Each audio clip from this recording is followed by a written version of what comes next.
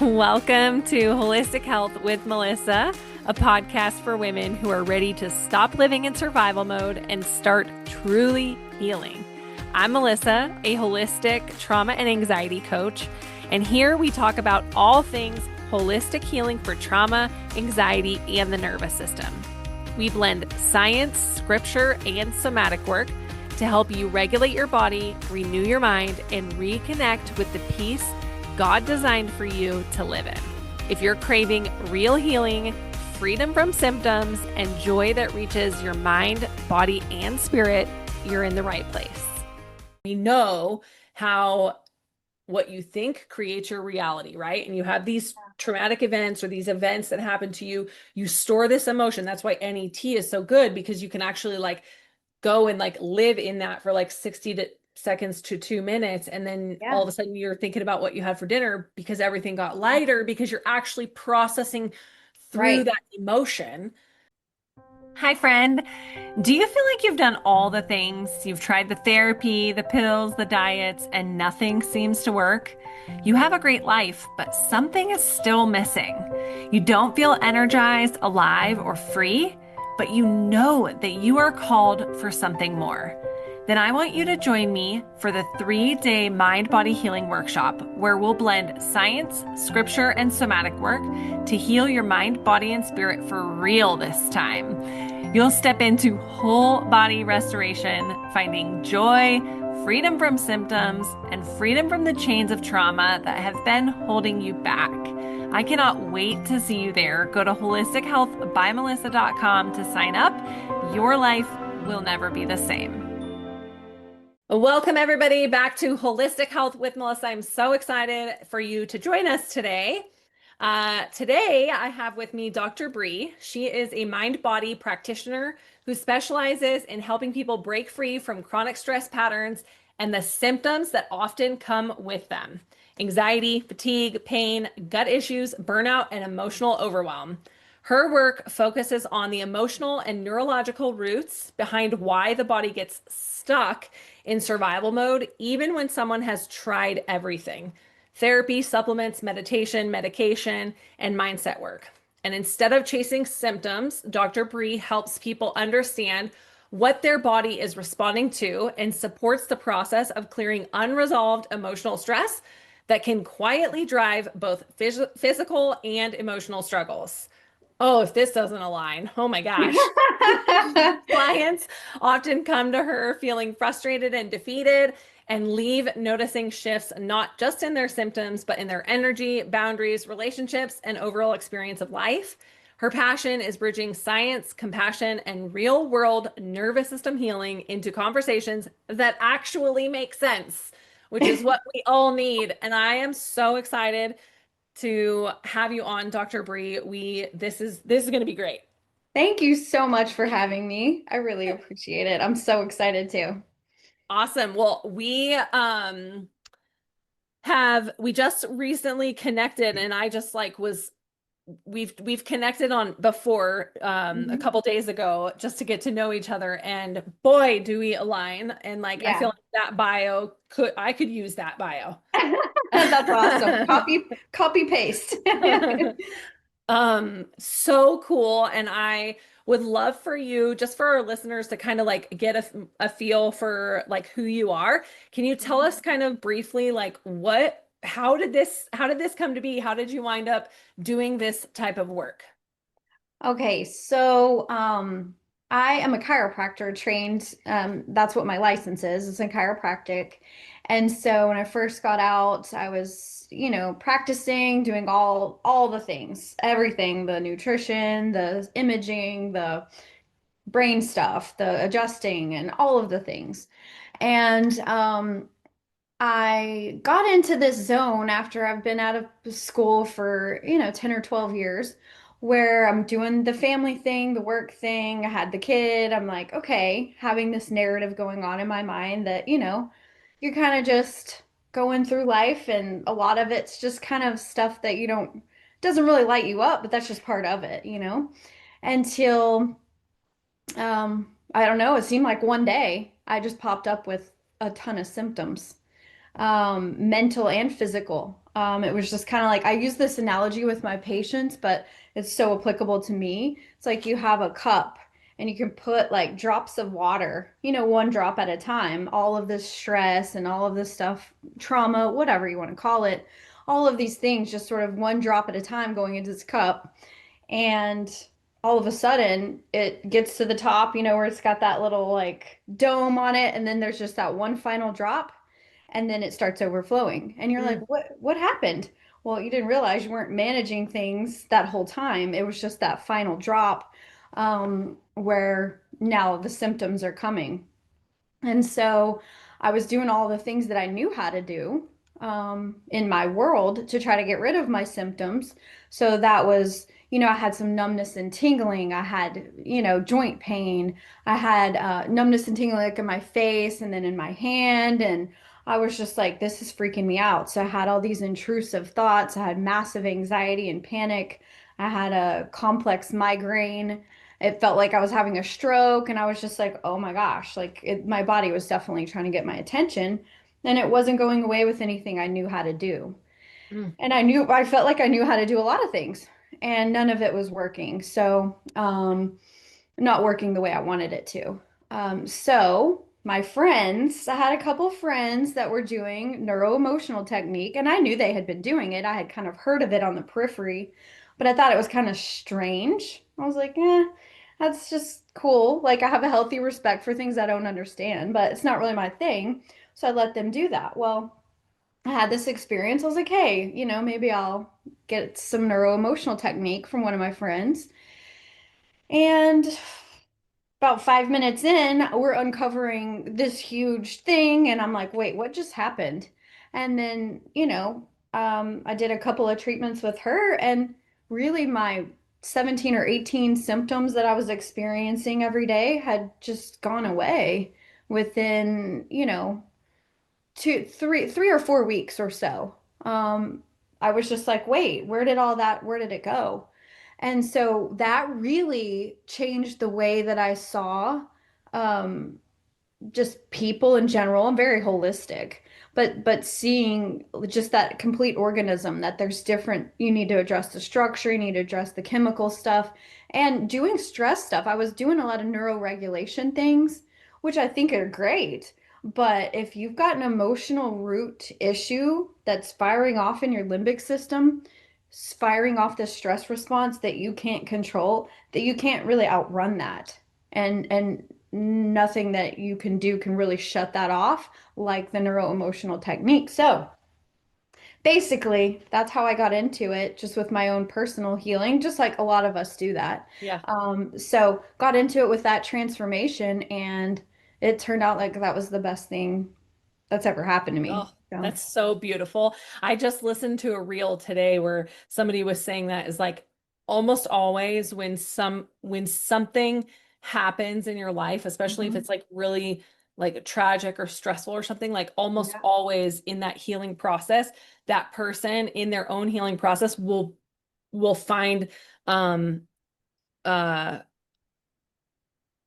healing in Yeah, helping other people heal, that it's like part of the absolutely. healing process. So that's just beautiful. I always love hearing these stories. Yeah, absolutely. You learn your way out of it, and then you're like, okay, I can help other people out of it, in a different way. Like people just, I Totally. feel like people don't understand that there's something else that they can do, and I do feel like people get in this, maybe you can relate to this too with your clients. It's like they feel like they're not doing enough, but they're doing everything. They're doing everything. And it's just like when you get to that actual root, whatever it may be, for me, I'm looking for the emotional root. It's not like they need to do more and more and more and more, and like they're just not good enough. It's like you just haven't gotten to that exact root. And then when you get to that root, using this drip, analogy of the water drops, it's like you pour half the cup out, and then you're like, oh my gosh, I can breathe again. So that's Yeah. what it feels like when you get to the root. And so, yeah, letting people know that like there is something else out there that you can consider. And it could just be the thing that solves the issue.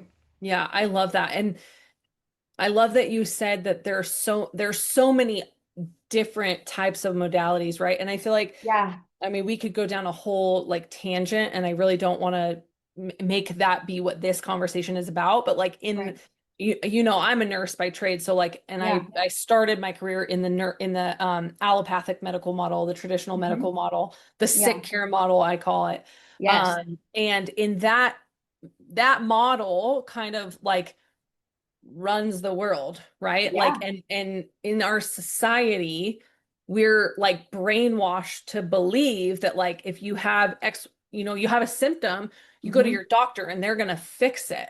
But really, that's not true at all. You go to your doctor and they give you a pill, usually. Like Yes. a They give you pill a for every pill ill.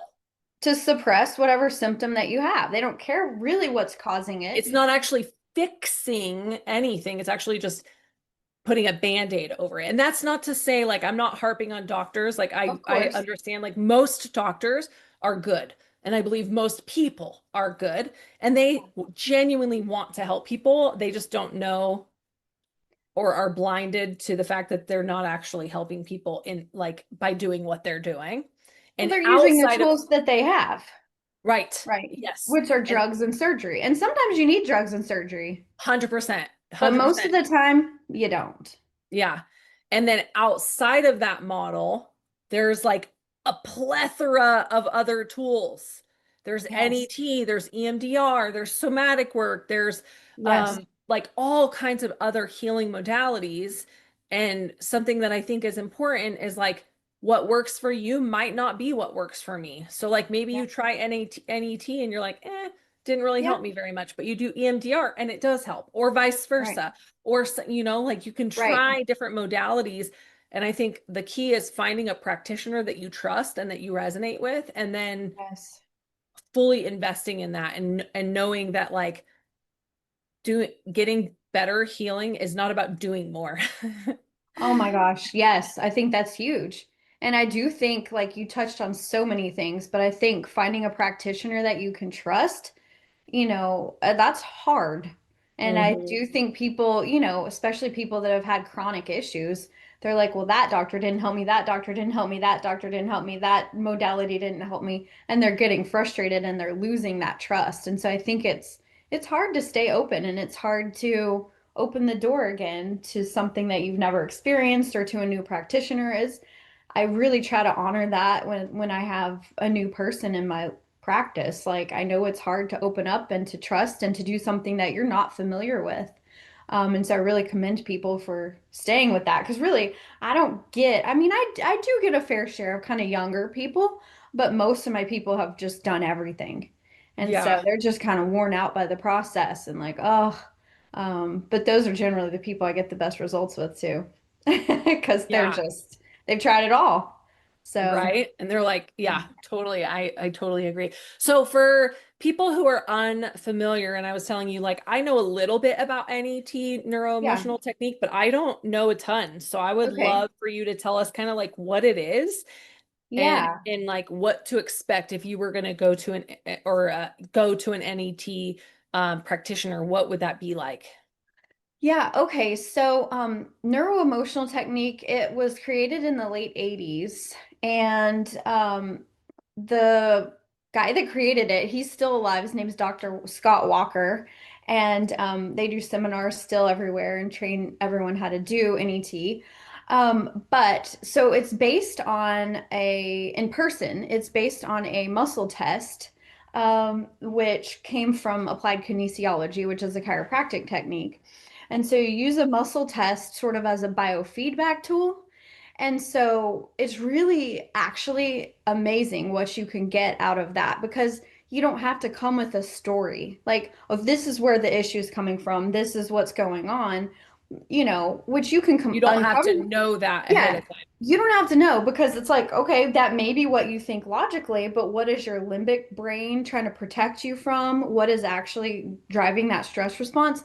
You just ask the body. I know that sounds a little like, ooh, but you ask the body because if you say something or if we touch a certain point, we sort of add in these traditional Chinese medicine acupuncture points. So you can combine different points and check and see if that's involved. So it'll functionally inhibit that muscle just briefly, in order for you to actually see what's going on. It's like, I don't know, that could be the story that you've been living your life by, but that could be totally not what's going on in your physiology. So that's what makes NET different than anything else. It's addressing the physiology of that, whatever that topic may be, or whatever that pain might be. It's addressing that physiology that's firing from the brain. So you use the muscle test to find kind of what emotions involved.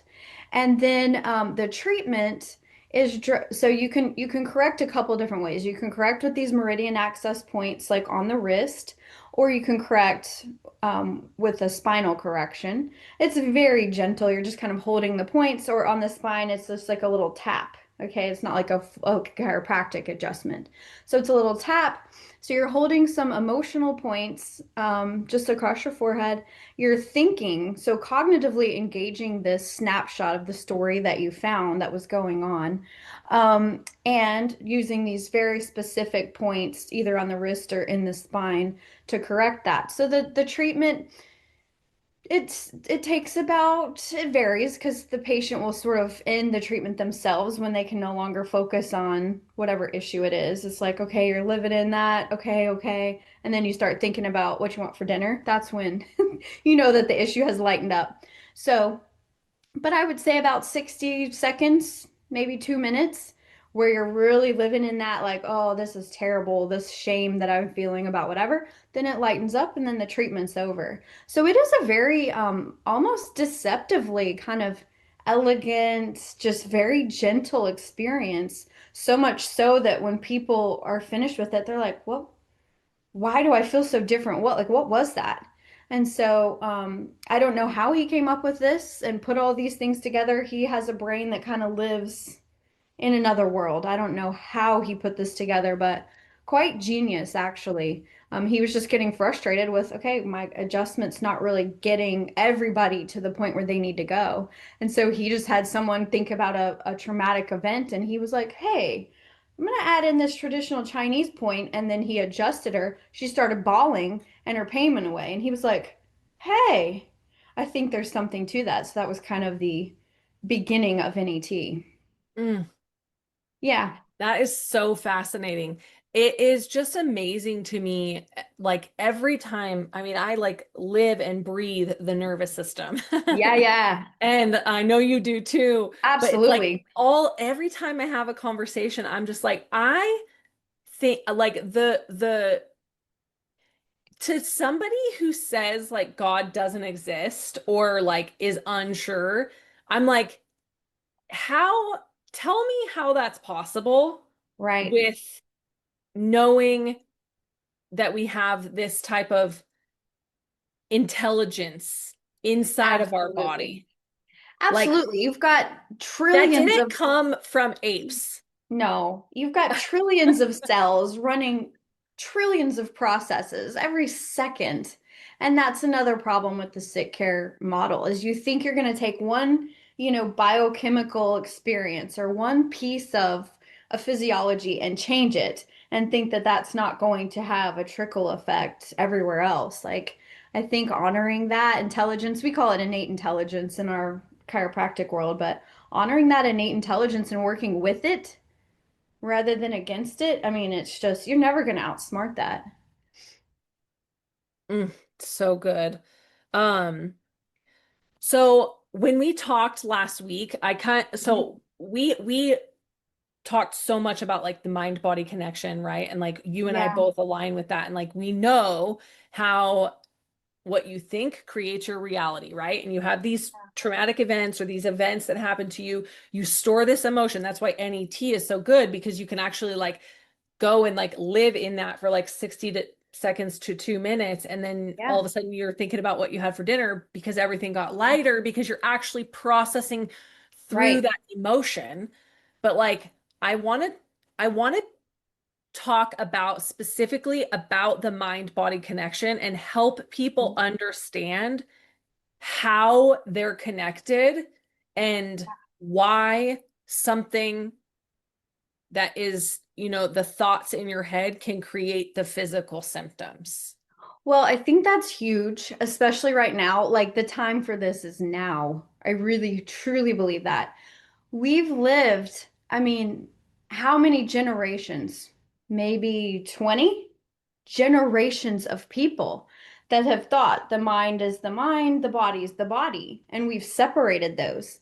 That is something that is very difficult to overcome, but I feel like people that aren't even very educated on things, they can kind of understand that. So, I sort of drive the point home by if I'm given a lecture or something, I'll have everybody close their eyes and I'll say, okay, I want everyone to picture a nice, big, juicy lemon. And then, like, okay, picture we're going to get a knife and we're going to cut through that lemon and, we're going to get a little spritz of the juice. And then I'm going to say, okay, pick that lemon up and then put it in your mouth. And I'm like, raise your hand if your mouth's watering. And everyone's like, my mouth's watering. I'm like, okay. So your mind literally created a physiological response by creating saliva out of your salivary glands. You didn't actually have a lemon. You're just thinking about the lemon, and that's creating a physical response. So then they're like, "Oh yeah, okay, that makes total sense." So absolutely, you can't separate the two. I'm not sure if that was the question you asked me. Yeah. But yeah, absolutely. I think if you don't honor that and if you don't think, okay, my mind's going to influence my body's going to influence my mind. And especially in my work, I feel like people think emotions are just mental, they're in your brain. And I want everybody to understand that, emotions are actually real physical substances. They're neuropeptides and they circulate all the way through your entire body, interacting with all of your tissues, even your DNA. And so you have to process them properly. And sometimes you don't mean to not process them. Maybe you're sick, or maybe you're just had a stressful week and something happened. You just couldn't really process them.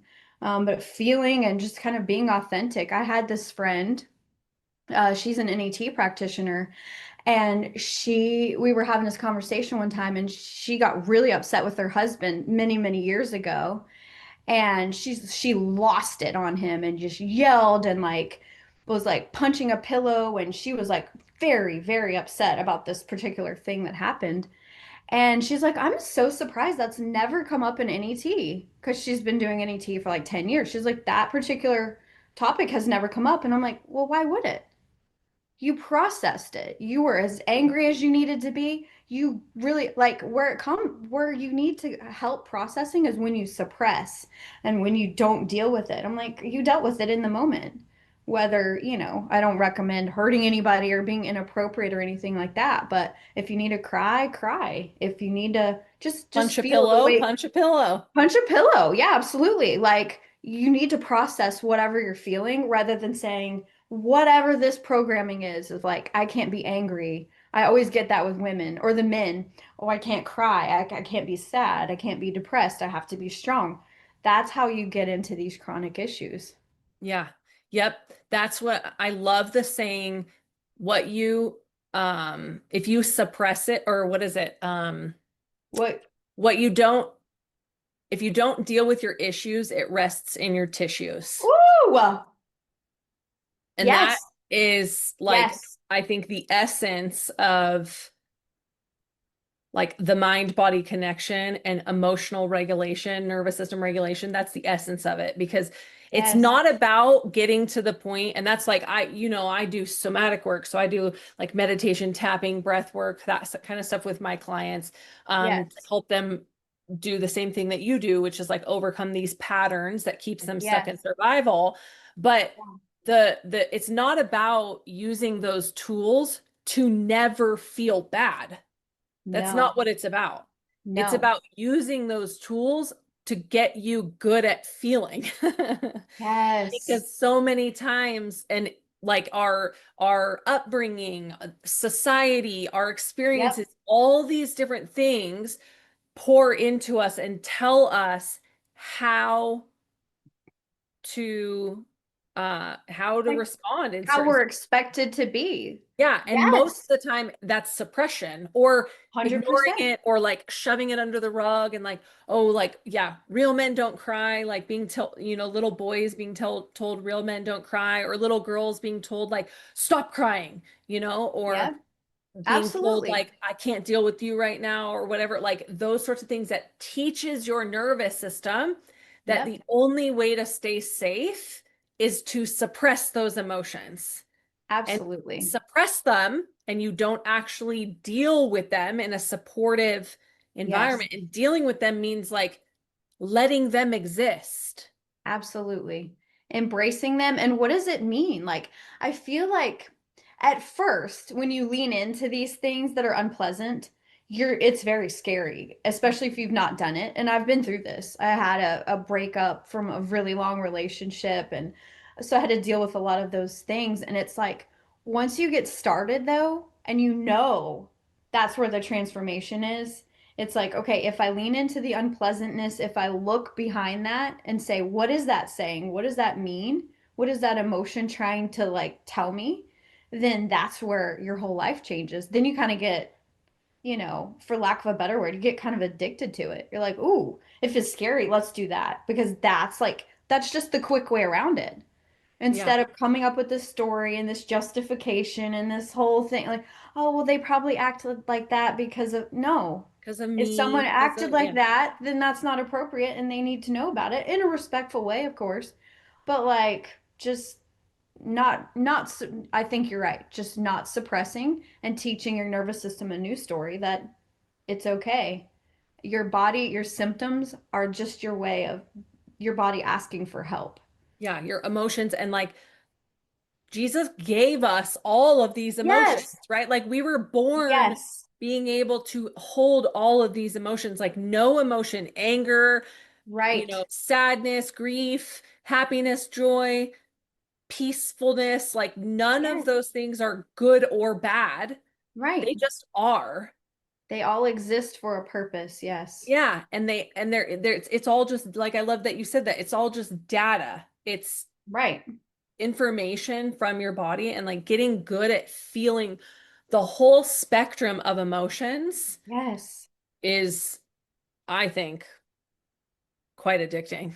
Well, let me ask you how you feel about this because so they did this study, and like at least in my world in chiropractic, we talk about like frequencies or vibrations, and we talk about how shame is the lowest frequency, and then we always said love was the highest, so we got love at the top and shame at the bottom. And so I was having a conversation with one of my chiropractor friends, and she's like, love isn't the highest vibration, it's authenticity. Authenticity. Right? So they tested that like in a Faraday cage and like all of this, kind of cool quantum physics science. But I thought about that like in a spiritual context and also in a social relational context as well. But authenticity, it's like you just literally being who you need to be in that moment, every moment. And like, why is that so important to God? That is literally the highest vibration we can be on is to be authentic. Oh, I'm getting emotional.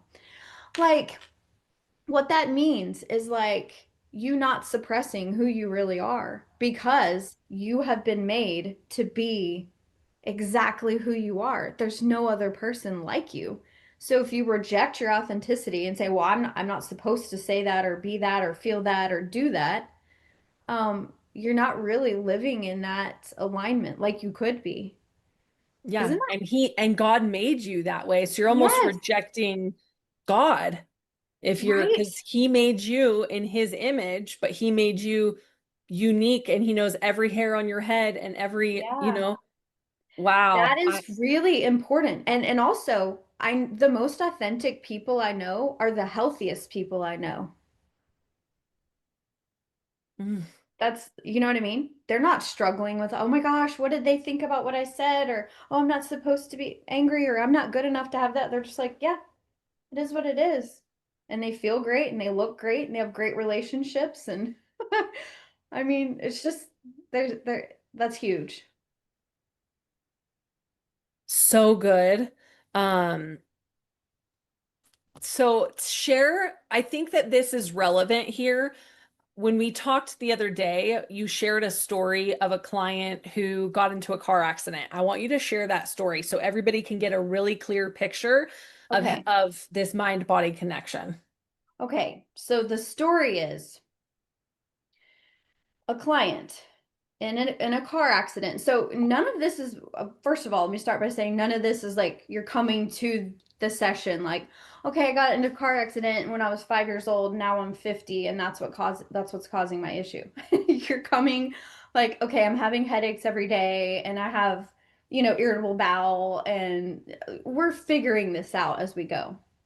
So what the story turns out to be is a car accident at 5 years old. Not sure what the emotion is. That's irrelevant, but there is one. And so, car accident, this is a traumatic experience. And come to find out, the patient at the time had ice cream, that they were eating ice cream during the car accident. And so, with this particular patient, they've been lactose intolerant their entire life. And so after doing this neuroemotional technique with them, now they're able to consume um, lactose without any problem.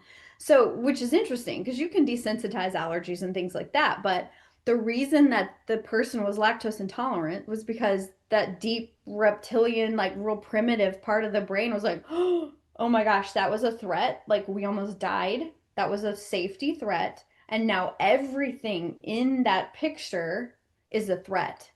So we're not going to be cognitively or consciously aware of all the things that were included in that picture. That's just one example of how, okay, now like dairy is a threat to your survival. So anytime you consume it, your brain's like, oh my gosh, no, like we got to send off this stress response. Like we're going to be in fight or flight mode every time you see dairy.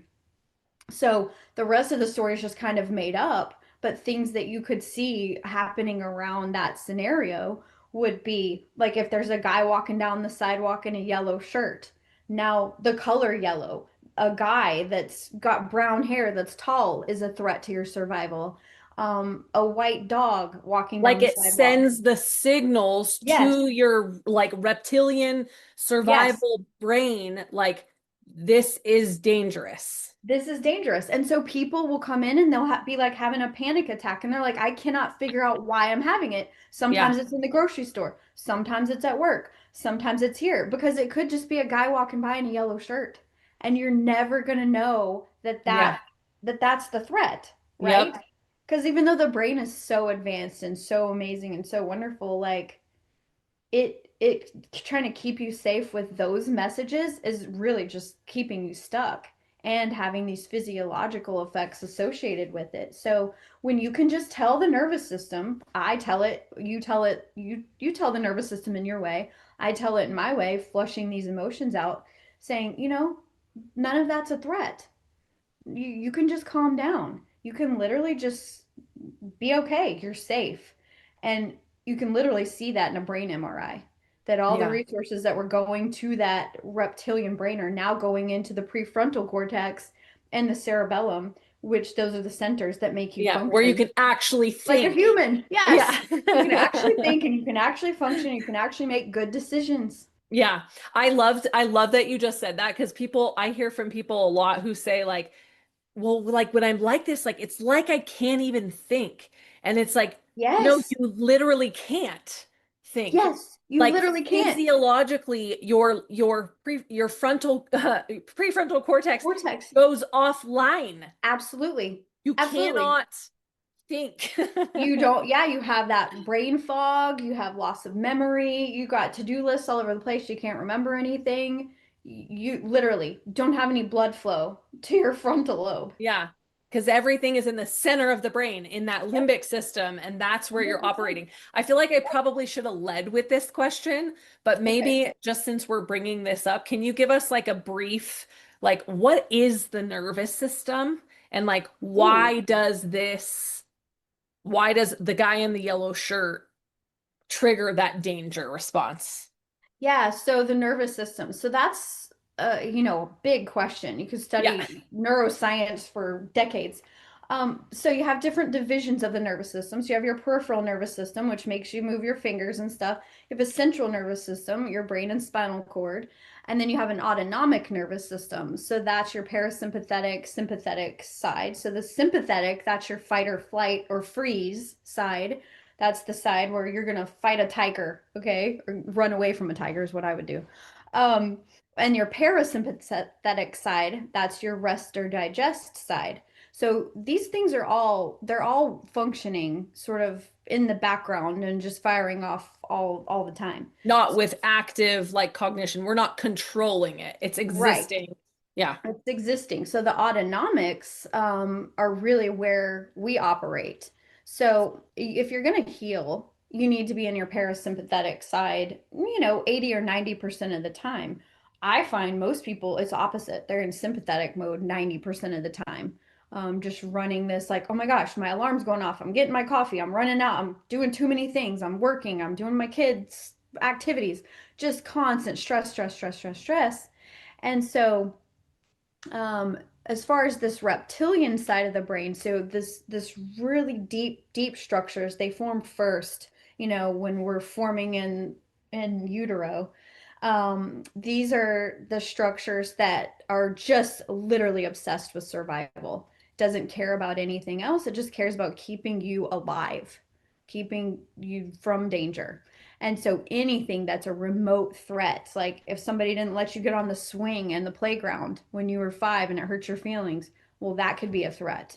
It doesn't really care. There's no discernment there. So what it physiologically does running these limbic loops is it fires off these physiological responses, which are, increased heart rate, increased respiratory rate, increasing your blood sugar, pumping out a lot of sugar into the tissue to survive this episode. So you can Raising run from the tiger because you need sugar available for the, Absolutely. yeah. Yep. Raising your blood pressure so that you can get in this fight.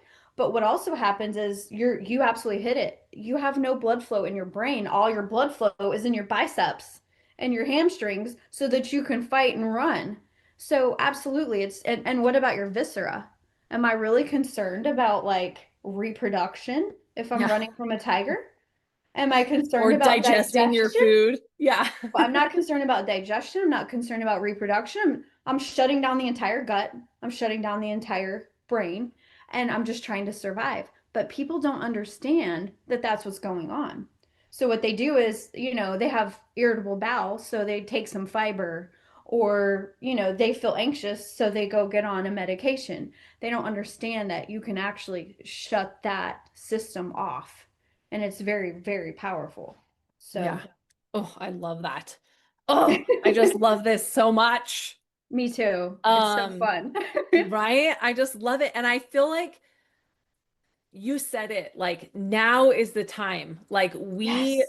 this information, I feel like in the last 10 to 15 years, probably less, like 10 to 12 Yeah. years, like we have seen this massive growth in the understanding of the mind body connection, the understanding and the impact of trauma and how it's affecting people. And for the listeners, since we're going here, and I feel like it's so relevant right now, but like because I say trauma, you so beautifully said like somebody takes a swing when you're 5 years old, you claim like that can be a trauma. So 100%. trauma, the definition is like any event where you feel unsupported, that you have big emotions that you don't process through. And that can Absolutely. be somebody not giving you the swing when you're 5, or that could be like being abused or like being in a natural disaster. Like there's a Absolutely. spectrum of Mhm. trauma, and it's not the event Yeah. itself, it's what happens inside of you as a result of that event. And that's Gabor Mate's quote. I'll give credit where it's due, but like it's so important to understand that like even though you don't maybe classify something as like trauma or like nothing bad happened to me when I was a kid, Mhm. like you absolutely can have had experiences that you're still storing that emotion inside of your body. And Absolutely. it is so powerful to recognize that and actually process through those emotions. Absolutely. And I feel like people always want to minimize. Even people that have been through some major trauma, sexual abuse or physical abuse, even those people, but people that haven't experienced that significant of a trauma, they're like, well, I know people have had it worse. Listen, it doesn't matter. Your body and your brain don't care. So there's another analogy about that they use in the NET world where you're driving down the highway and you see like a dog that's been run over on the side of the road, this big black dog. And you're like, oh my gosh, the dog. Oh my God, I got hit by a car. And it was really a black trash bag, but it doesn't matter. Even it doesn't even really matter because that's the way your body took it. That's the way your physiology interpreted that. So it's an emotional reality. And so I think trying to compare traumas or trying to minimize your traumas, it doesn't really matter. It was something that your nervous system perceived as a threat, and your physiology doesn't care how somebody else's life was versus your traumas or whatever. I think just that's the emotional reality. Let's just deal with it and get rid of it. Who Yeah. cares Oh, how significant it was compared to everybody else's? yeah, it doesn't Still matter. something That's you need to irrelevant. deal with. Yeah, Yeah. absolutely. I love that so much. I do too. I love that. Oh, Dr. Bree, we could talk for I'm sure we ever. could. We could do an 8-hour segment. I'm sure. Yeah. Let's We do could. it. Next time I'm in Florida. We'll do a monster recording. So good. Okay, so tell me, is NET only in person? Okay, so neuro-emotional technique, yes, is only done in person. I do a virtual mind body technique. I call it the mind body breakthrough, where I get basically the same results, but it's not technically classified as neuro emotional technique. That can only be done in person. Got it. So, And then if people want to get a hold of you, what's the best way for them to do that? so the things that I pay most attention to are not my emails, that's for sure. I'm like, okay, those are just out of control all the time. So the best way, my social channels are probably the best way. On Facebook, I'm just myself, Brianna Bender with one N, Brianna Bender. And then on Instagram, I'm Mind Body Healing Studio. Or my website links into everything, and that's mindbodyhealingstudio.com. Awesome. And I'll have those links in the show notes so you can reach out to her. If you're in Fort Lauderdale, right? No, I'm actually in Daytona. I'm in Daytona. Okay, Daytona. so if you're in the Daytona area, for Yes, you can sure come. reach Yes, out and do NET. I mean, if you want to do the virtual stuff too, but like, oh, yes. yeah, Reach so out for good. virtual or in person. I would love to connect with whatever. Yeah. Yeah. Awesome. Well, thank you so much for Thank you being so here. much. What This is a so fun. And by the way, fabulous. isn't it so fun to be able to talk about your work and like love it and have so Yes, much passion for it and like a have so hundred much percent. fun? Like, Yes.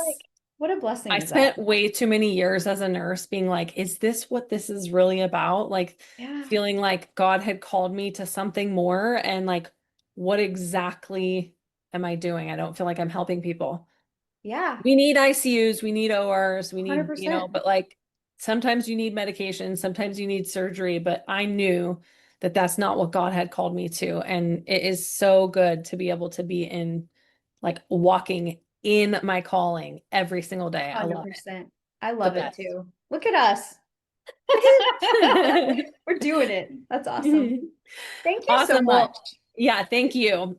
Thank you all for listening. If this episode resonated with you or you found value in it, please share it with a friend. Leave me a 5-star review so we can help spread the word. This is not a message, it is a movement. See you on the next Woo. episode. Hey everyone, thank you so much for tuning in to Holistic Health with Melissa. It is such an honor to have you here. If you found value in today's episode, would you share it with a friend who might need it too and leave us a review?